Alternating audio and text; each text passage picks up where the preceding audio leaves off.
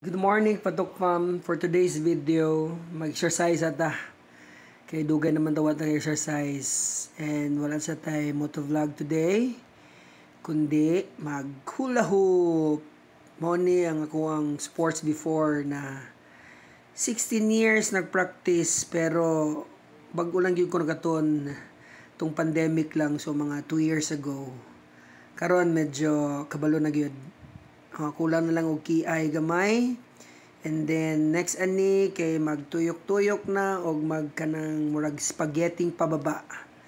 Pero murag lisod pa man to, imposible pa. So na practice ta sa inana na forma katong na nibabay na ibata na si gisi sa ko nagtanaw basi natuo siya nga na syoketa. Pero sige na lang, bahala naman na to, gihay na lang pod nato siya no.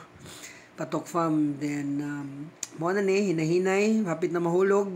So sige lang, practice makes perfect. Mo gyud nya kana action tuyok, hop nahulog, hapit ipaspasan para mabalik.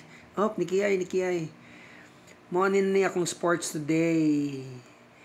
And tomorrow another na pod diri mag-jogging. Nice kayo diri Patok Fam, mag-jogging og mag-exercise diri sa Doña Vicenta Park. Salamat, kato lang, and see you for the next video. Don't forget to follow, like, and share Patok Fam.